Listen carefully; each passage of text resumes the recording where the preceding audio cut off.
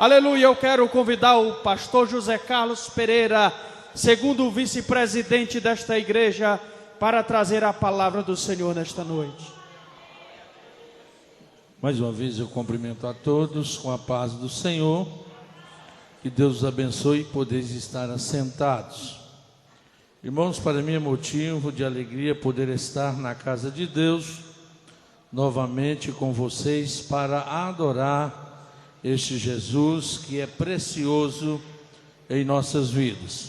Fizemos algumas viagens, fui a Mato Grosso e quando retornei, fui para Goiânia, mas hoje, pela graça de Deus, o Senhor nos concede a oportunidade de poder estar junto com vocês, com a igreja de Deus.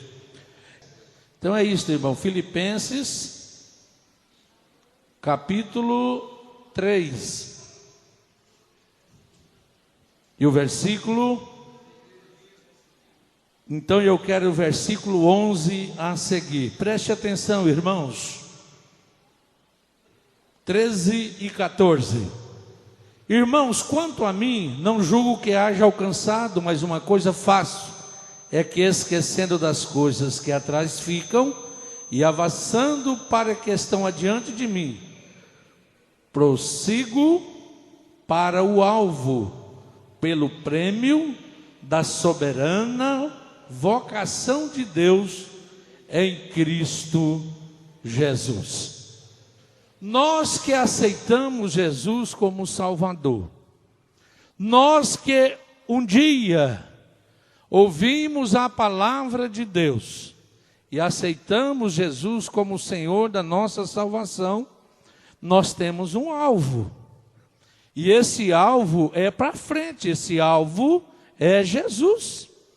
E durante esta vida aqui, nós temos tribulações, nós temos tristeza, temos também alegria. O importante é que nós temos que prosseguir.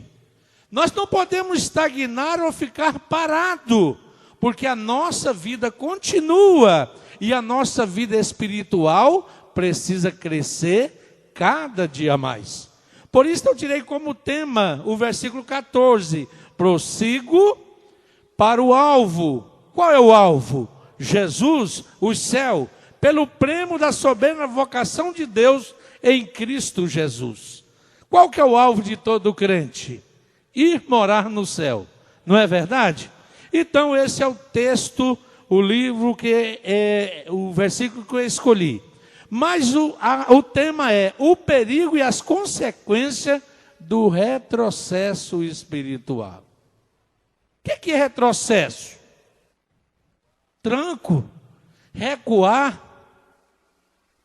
Mas o pastor Edson sabe muito bem o que é um caminhão levar um retrocesso.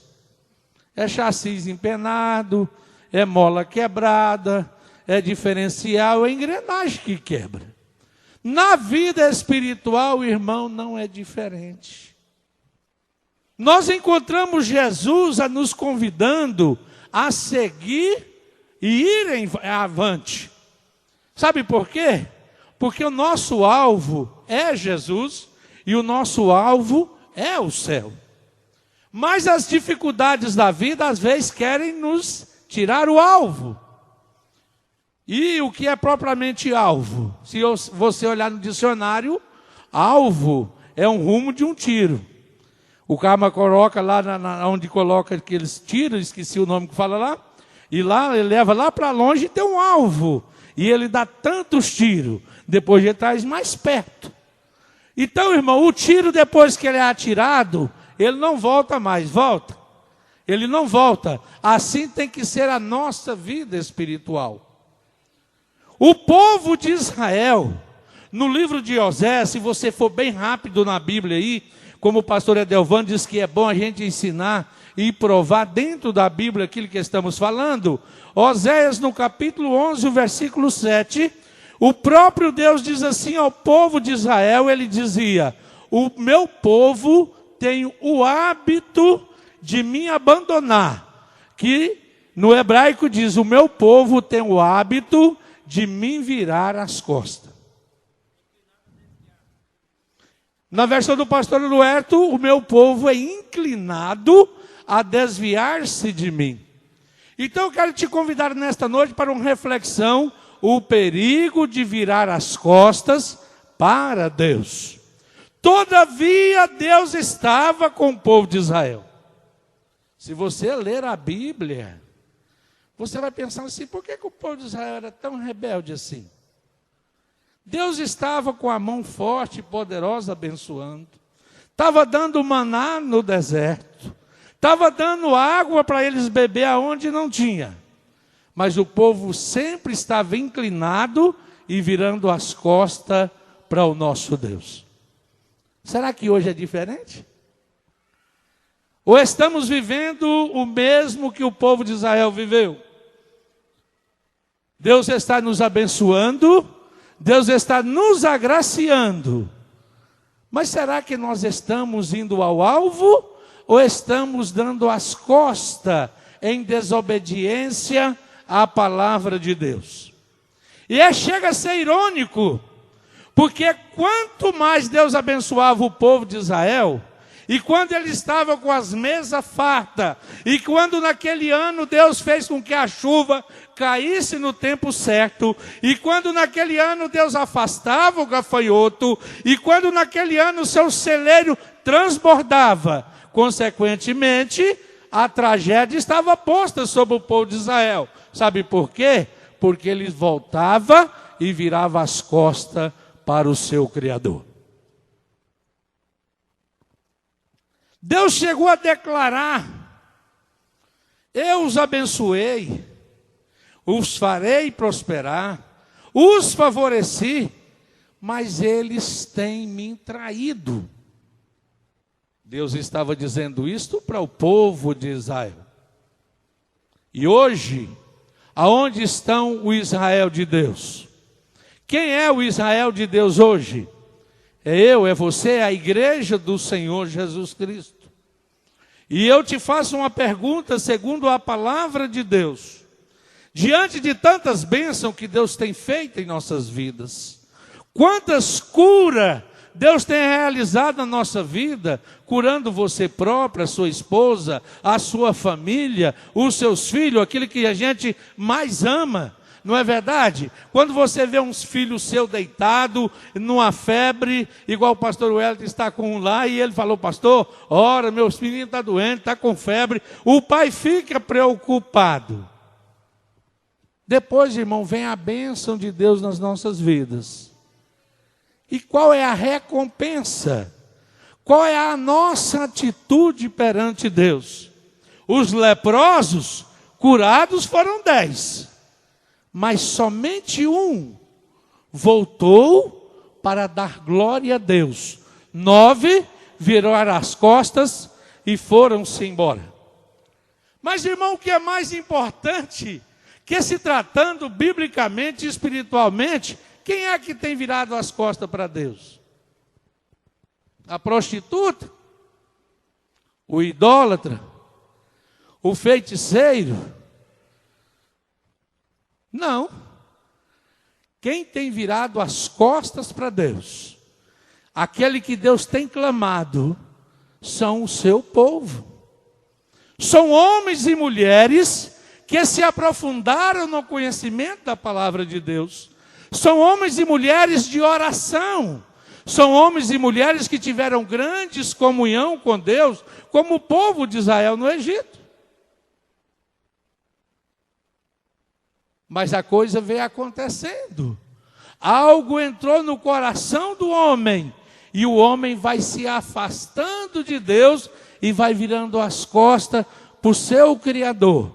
E a gente imagina, visualizando isso aqui espiritualmente, certamente Deus fica olhando assim e vendo, e aquele crente está indo de costas viradas. Depois de bênção, quem sabe de grande prosperidade, que no geral, quando Deus prospera alguém, esse alguém, no geral, vira as costas para o seu Criador. Não era o mundo que Deus disse que estava virando as costas para ele. Quem estava virando as costas para o seu Criador, eram pessoas como eu e você, que depois de ser abençoados por Deus, disse Deus, agora eu tenho dinheiro, agora eu tenho prata, agora eu sou um grande empresário, agora eu sou um grande fazendeiro, o senhor fique aí, porque eu vou cuidar da minha vida, porque sou homem de posses, agora eu sou poderoso. Mas, irmão, o tempo é limitado e já se foi. Mas eu quero dizer para vocês que quando Deus resolve ir atrás desse que vira as costas para ele, aí, irmão divino, a coisa pega.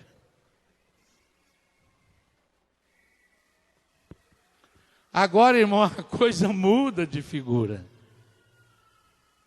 Sabe por quê? Porque Deus não deixa barato as pessoas que viram as costas para Ele. Na Bíblia Sagrada nós vimos o profeta Jonas. Quando Deus mandou Jonas ir a Nínive, quem era Jonas? Era um crente qualquer? Não.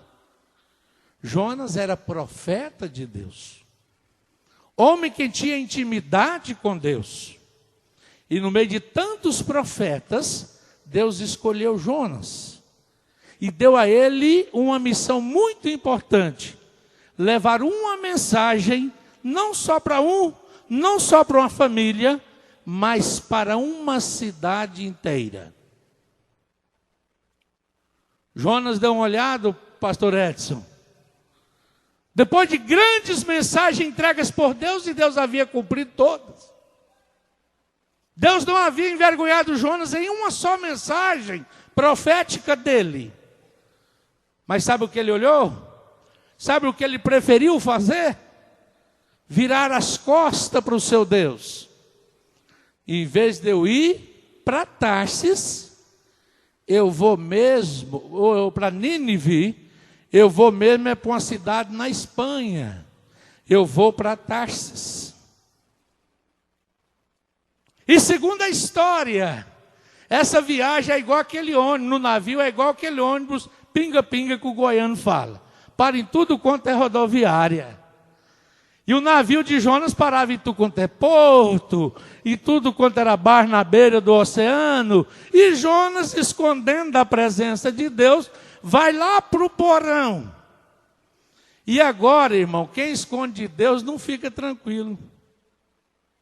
Você já pecou alguma vez e ficou escondendo? Você já viu que tribulação que é? Quem peca, irmão, quem erra, quem vira as costas para Deus não tem sossego. Jonas certamente rolava para um lado e diz, Deus vai me pegar.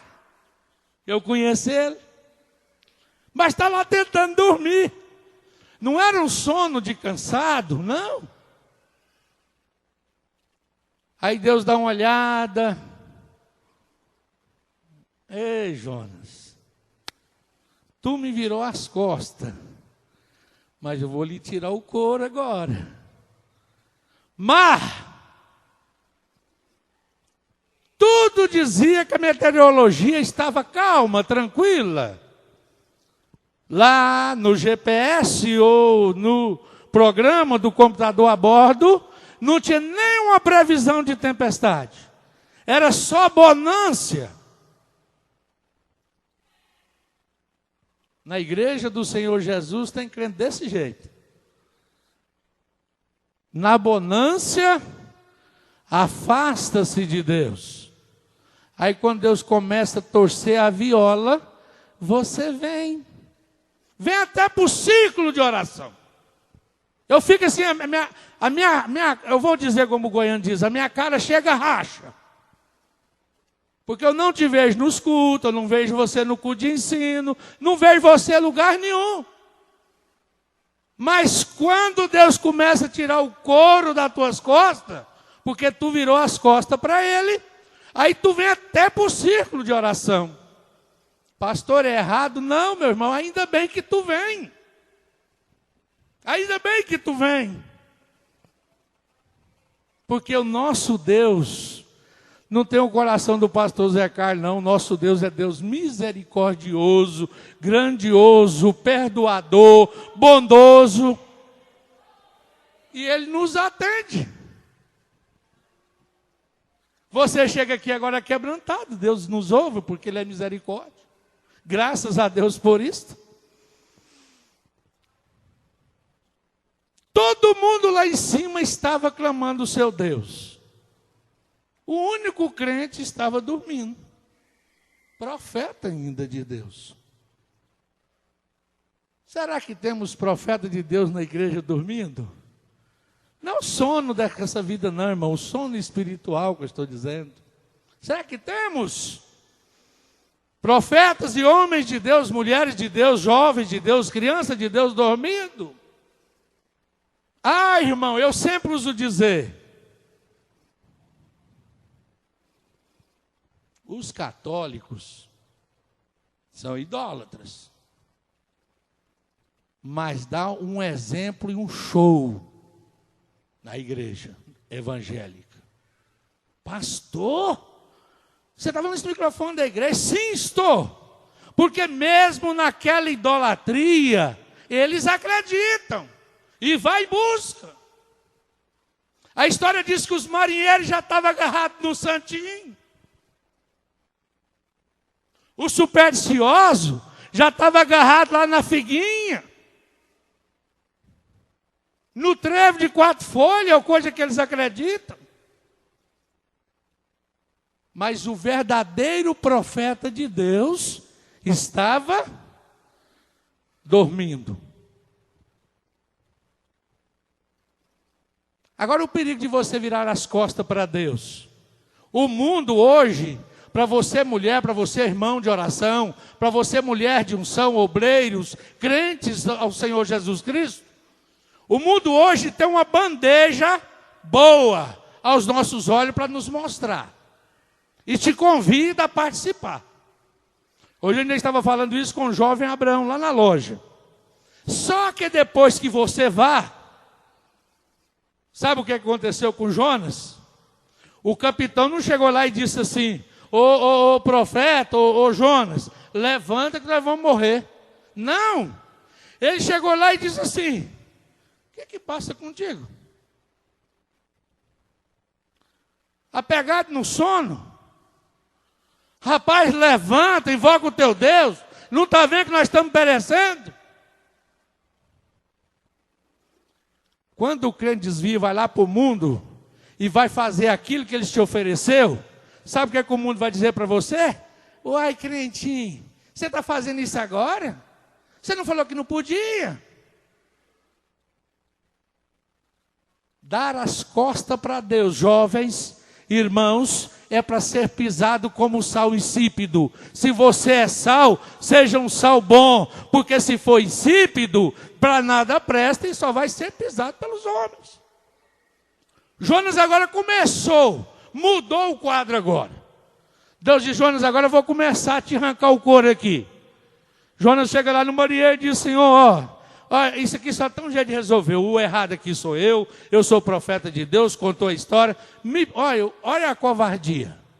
Me pega e lança ao mar. Por que como o treco não subiu na beira do navio e pulou?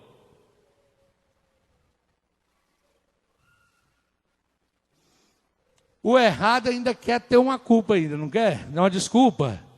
Diz para os marinheiros: pega vocês e joga lá dentro. Irmão, por que ele não pulou? Ele tinha consciência do seu erro. Mas os marinheiros, ainda não entendendo que Deus estava à procura daquele homem que havia virado as costas para ele. E eu li um comentário, diz que um crente, quando está virado as costas para Deus, está correndo de Deus, é como uma bomba, as do Bin Laden lá mesmo. É um relógio, uma bomba relógio. Sabe por quê? Porque pode explodir a qualquer hora, porque Deus está à procura de você. Quantas pessoas têm virado as costas para Deus? E aí agora você abre um leque aqui, e dentro da sua concepção, daquilo que o Espírito Santo de Deus der para você, você faça. Bom, eu virei as costas para Deus, porque um dia Ele disse que eu tinha que fazer isso e isso, e eu não fiz. Você virou as costas para Deus. Deus disse para você ir numa missão, você não foi. você virou as costas para Deus. Jonas havia recebido uma missão. Se ele tivesse ido e feito e falado, o resto era por conta de Deus. Mas ele preferiu virar as costas para Deus. Quantas pessoas têm um chamado glorioso para servir ao Senhor e está com as costas viradas para Deus? A igreja ela é feita de pastores, evangelistas, presbíteros, diáconos, auxiliares, pastores, membros e congregados. Mas cada um Deus deu um chamado. Se vocês me levar para a cozinha e me colocar de parede com as panelas, eu só vou servir para esvaziar ela, porque eu não sei cozinhar nada. Mas Deus deu um dom de bom cozinheiro. A outros Deus deu um dom de ensinar. A outros ama visitar uma delegacia. Ô irmão, eu vou. Se você quiser ver o pastor José Carlos Contrariado, chama ele para uma delegacia. Mas não gosto mesmo. Mas tem pessoas que Deus deu o dom, acha bom ir lá visitar as pessoas e entregar um folheto. Você sabe que Deus te deu esse dom, você sabe que tem este chamado, mas prefere virar as costas e não fazer.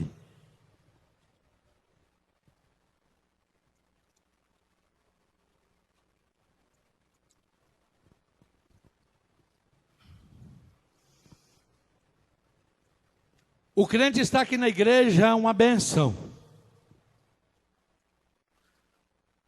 Mas Satanás, o invejoso, o adversário de nossas almas, fica o dia todo e a noite toda lançando seta.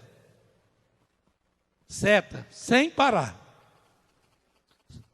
E se nós não vigiarmos, aquilo atinge o nosso sentimento, o nosso coração e a nossa mente.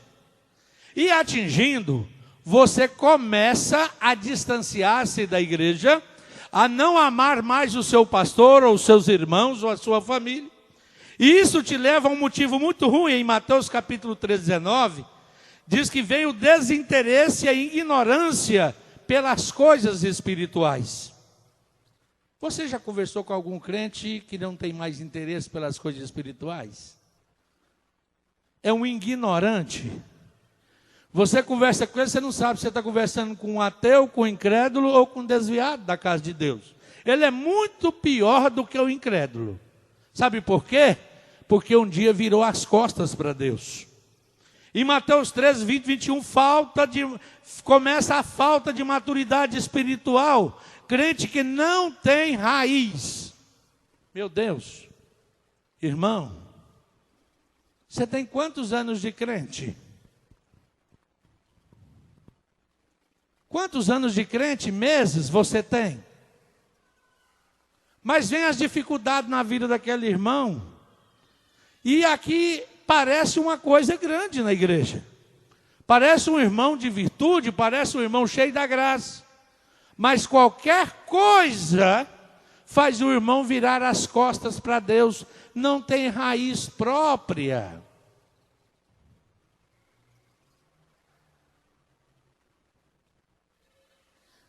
Os historiadores dizem que o cedro no Líbano, a Bíblia fez questão de dizer que o cedro no Líbano, irmão, ele desce as suas raízes. E vai descendo, e vai descendo. Aí ele encontra uma rocha, uma pedra. Aí, para o crente fraco, sem raiz, é motivo de parar. Sabe o que é que o cedro faz? Segundo a ciência dos historiadores, ele parte uma raiz para um lado, uma raiz para outro, e abarca naquela rocha, e vai amarrando, vai segurando, vai trançando, vai, e até que passa ela todinha e continua descendo. Mas a rocha está agarrada nas suas raízes. O crente que tem a sua face voltada para Jesus é assim. As dificuldades vêm, mas ele está firme. Pode até balançar, mas não cai. Sabe por quê? Porque você tem raiz.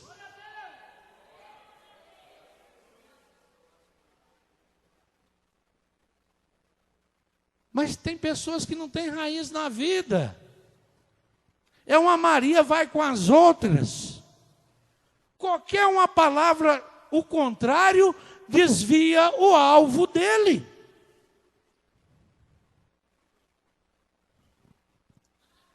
Quem me conhece, porque tem hora que nem eu não me conheço, então é difícil.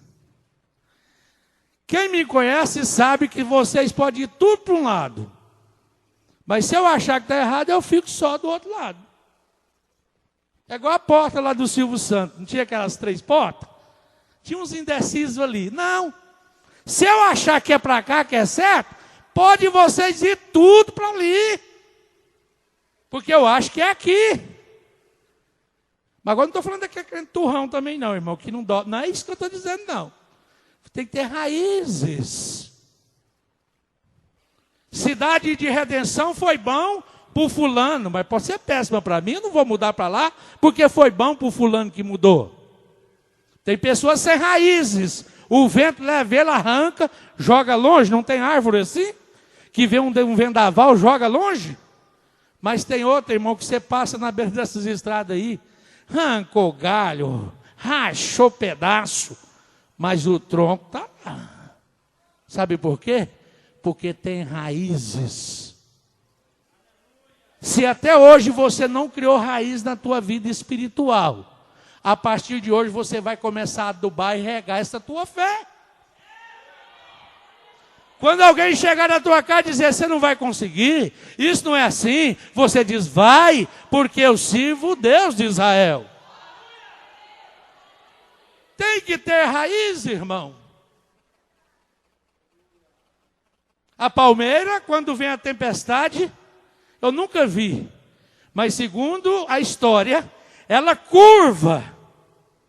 Porque não tinha uma coisa tão mole aqui, né? Mas vamos fazer disso aqui.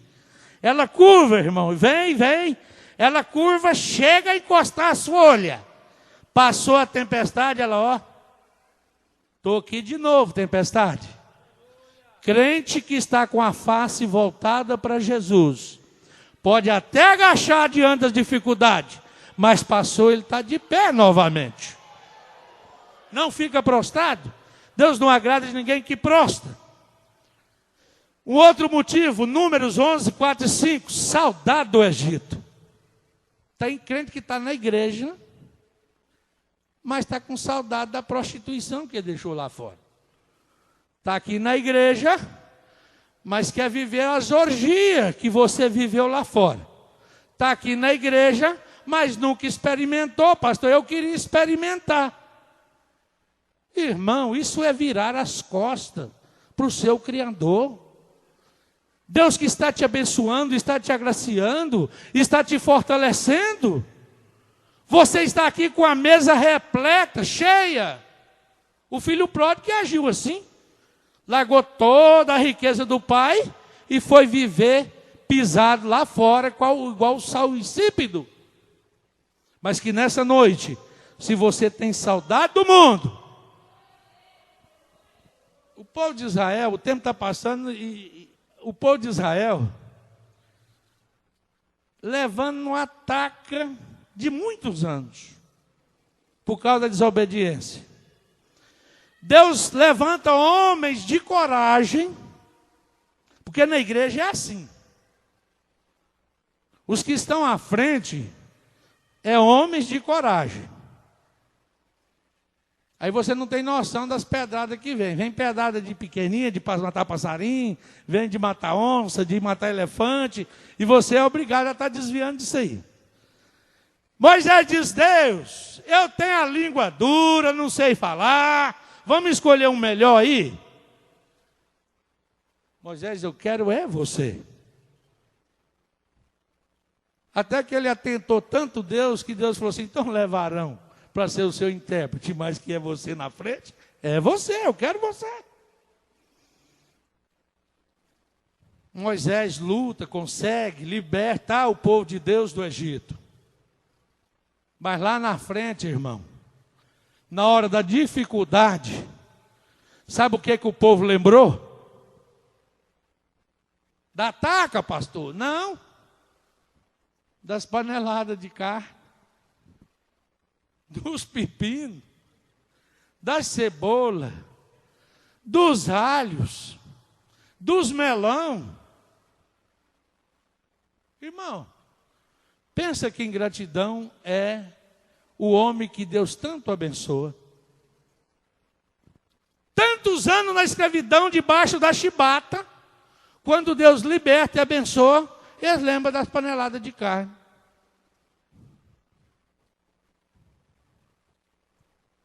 O que aconteceu a Jonas acontece na vida de muitos crentes também. Meu filho, eu te escolhi para isso. Deus, isso eu não quero. Quer não? Não, estou indo embora. Como o filho pródigo, como Jonas. Aí você vai embora, você vira as costas. Aí quando igual o Jonas estava lá tranquilo, aí Deus começa a soprar. O carro já era. Aí você não volta não. A empresa já faliu. Tu não volta não. A doença entra no teu lar. Tu não volta não. Deus continua a soprar. Sabe por quê? Porque Ele está à procura de você. E quando Deus está à procura de alguém, irmão, sai da frente. Tinha 2 homens amarrados, pé e mão. Deus falou assim, eu estou à procura desses homens aí. Os alicerces não tiveram que se fender, as cadeias tiveram que se saltar, mas Paulo e Silas ficou de pé, porque eles não estavam escondendo, mas Deus estava à procura deles. Nesse estado, você transforma, como eu já disse, num perigo muito grande. Davi, uma vez, Deus mandou Davi enumerar o povo, e foi um sucesso. Cresceu o seu reinado, ficou respeitado.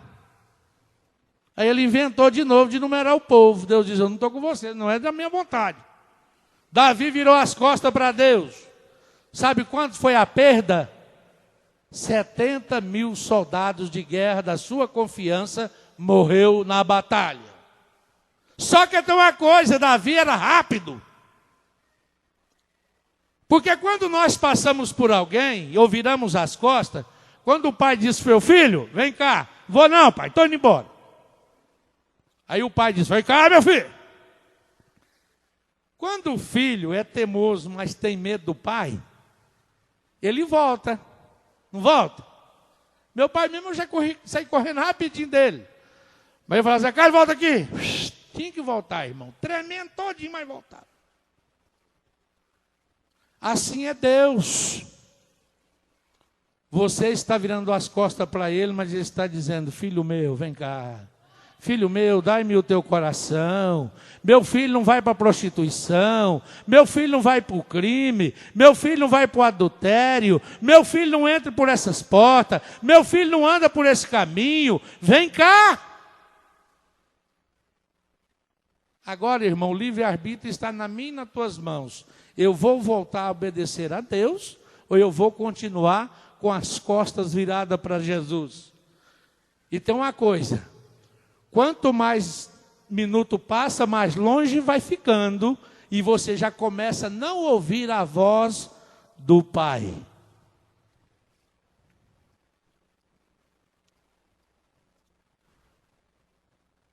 Quando Davi, ou melhor, agindo assim, você será levado ao mais profundo abismo. Já estou terminando. O sofrimento de Jonas, no ventre daquele grande peixe, que mundo diz a baleia, a Bíblia diz o grande peixe. O estado de miséria e sofrimento era muito grande, porque ele havia virado as costas para o seu Deus. Vivendo no ventre de um peixe, ele, nas suas palavras, no livro de Jonas, capítulo 2, versículo 6, ele diz que chegou à profundeza dos montes. Em outras palavras, ele estava dizendo: eu cheguei aí nos alicerces dos montes. Irmão, o que é alicerce? É a base para aguentar a construção. Jonas diz que chegou a ir ao fundamento dos montes. Ele desceu às profundezas mais altas do abismo. Mas, no livro de Jonas, no capítulo 2, o versículo 2, me parece, que ele diz assim: mas da profundeza do abismo eu clamei a ti, tu me ouviu e me respondeu. O que eu quero te chamar a atenção, irmão, agora para nós resumir, que você pode ter virado as costas para o seu Deus. Você pode ter errado o jeito que você errou. Você pode ter desobedecido o seu Deus. Mas o que Deus não quer que você continue é com as costas viradas para Ele. Se Jonas tivesse vivido e achado que acabaria ali, não estaríamos aqui hoje contando a sua história. A Bíblia não fazia questão de relatar isso aqui. Mas o que Deus quer através da sua mensagem é dizer para você que mesmo com as costas viradas, com a distância que você já andou, mas Ele ainda te espera voltar. É aqui que Ele te quer. Ele não abre mão de você por natureza nenhuma. Deus, todavia, procurou satisfazer a raça humana. Mas Ele próprio disse: eles deixaram a mim fonte de água viva. E foram cavar seus próprios poços. Cisternas rotas, cisternas secas, ou que tinha água, mas tinha rachaduras, não segurava a água. Quando eles iam, estava seca. Você deixa de servir o Deus soberano, o Rei dos reis e Senhor dos senhores, que tem as suas mãos estendidas para te abençoar, e vai atrás de outros deuses, de meretrizes, de prostituição, de vício, de droga, de feitiçaria e tudo que desagrada a Deus. E diz assim: eu não entendo aquilo que eu criei, porque eu os abençoo, eu os fortaleço, eu os abençoo de toda sorte, mas eles têm me traído, eles não gostam de mim. E vai atrás de outros deuses. Você será repreendido pelo mundo. O capitão disse, passa contigo, já falamos aqui. Mas em Jonas 2:2, como eu disse, a atitude. Se o filho pródigo, irmão, tivesse continuando, achando que na casa do pai não tinha mais lugar para ele tinha comido todas as bolotas e morrido lá mesmo. Mas o que Deus agrada é da atitude. Quando você se ergue mesmo do abismo, de um estado miserável, de desobediência, de tristeza, de sentimento, de rancor, não sei qual que é o que você está passando nesta noite, só você e Deus sabe, quem sabe, mas o que Deus aplaude é quando você se ergue desta tua miséria e diz: levantar-me-ei e vou ter com meu pai. Jonas teve a segunda chance e foi cumprir agora, olhando para Deus, mesmo que tenha problema depois com desobediência, mas naquele ato ele foi em Nínive, pregou e a sua mensagem foi ouvida. Que nesta noite o Espírito Santo de Deus chegue aonde o pastor Zé Carlos não conseguiu chegar, mas que se você entendeu a mensagem de Deus, reflita no teu coração e dá uma olhada se você em algum momento não tem virado as suas costas para Jesus. Amém? Que Deus abençoe a todos vocês. O meu muito obrigado.